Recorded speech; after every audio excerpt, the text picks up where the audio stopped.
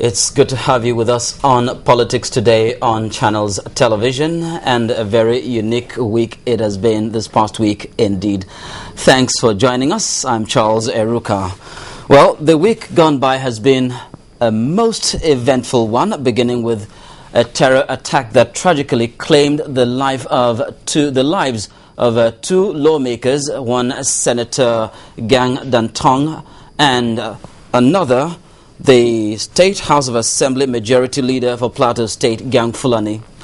Of course, the paramount ruler of Borno in north-central Nigeria, Shehu Umar El Kanemi, and the state's Deputy Governor, Zanna Mustafa, were luckier as they narrowly escaped death when a suicide bomber attacked the Palace Mosque in Maiduguri, the state capital. Rather fortunate, that one. Also, the country's first ever female Chief Justice of the Federation, Mariam Aloma Mukhtar, was also sworn in during the week. So it's been a mix of the tragic and the joyful. That's the new Chief Justice of the Federation, Mariam Aloma Mukhtar. They are the first ever for Nigeria. But over and above all these major events, the week climaxed in the governorship election held in Edo State. Is it the south or the mid-western part of the country, when people went to the polls to elect a new governor? Well, it's no longer news that the incumbent governor, Adams Oshiomhole, won what could be described as a landslide victory. Running on the platform of the Action Congress of Nigeria, Governor Oshiomhole polled 477,478 votes, trouncing his closest rival, retired General Charles Ariavere of the People's Democratic Party, who placed a distant second with 144,235 votes. Also, the person who placed third, well, that particular gap was more significant. The candidate of the All Nigeria People's Party, Mr. Roland Ezebua, or rather the candidate of the People's Democratic Party, Solomon Edebiri, scored 3,235 votes, a very far distance from his closest rival. That's Charles Ariavere of the People's Democratic Party. Just look at that margin. Well, right after him, following on his heels very closely, was the candidate of the Congress of Progressive Change. That's Roland Ezebua on 2,793 votes. The Social Democratic Mega Party candidate Frank Okonga scored 807 votes. Andrew Iguemo of the Labour Party, 604 votes. And of course we had Paul Oronwense of the National Conscience Party, scoring 540 votes. Our team of correspondents in Edo State, led by Deji Bademos, did well to keep us abreast of all the events as they unfolded. Now, while the polls were largely peaceful as far as we know, without any incident of violence reported, they were not without hitches. There were reports of a late arrival of voting materials in some areas, leading to late commencement of voting inevitably. And it was none other than the governor himself, Adams Oshiomhole, who led the protesting chorus.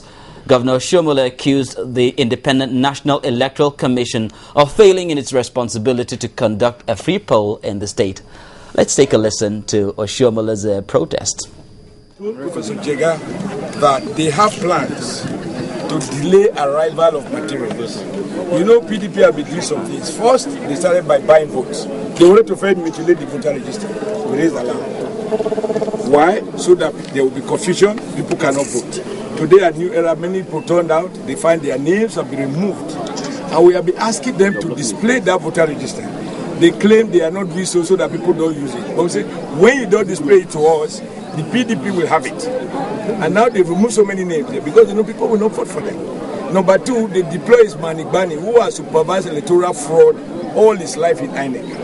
And for Professor Jega to bring an established fraudulent character who has a history of conducting or presiding over elections that have been nullified means that Jega is even part of this fraud. And now they ensure at 11 o'clock in many places there are no materials. They just called me now at Garrick School. It's now after 12. Materials have not arrived. So what you're going to have is very low turnout, or to just say high turnout, but very few people are able to vote. And then they will manipulate upward, increase votes, because when the official voting is low, then they have opportunity to increase the number. Was he counting his chickens before they hatched? Well, we'll be taking a look at that. Of course, that is ancient history. Now we know what transpired. Was that justified?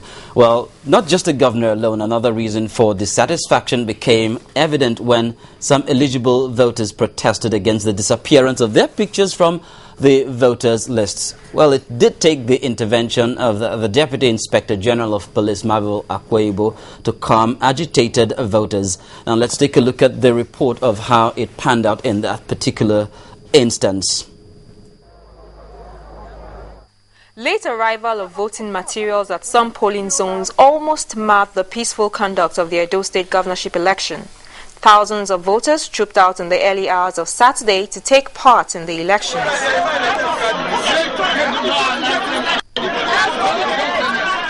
The aged, the young, and even the sick were all out to exercise their franchise despite the odds. After all the waiting, the anxious and enthusiastic voters were alive again as the materials arrived. The election process was generally peaceful, with heavy presence of soldiers and riot policemen all around the streets of Edo State.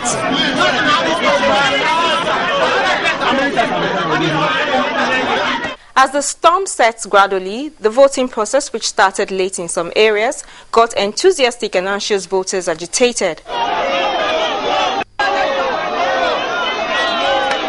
Soon after, sorting of the voting papers began, and the areas that were lucky to start early were able to put up their results in time for the anticipating electorate to see.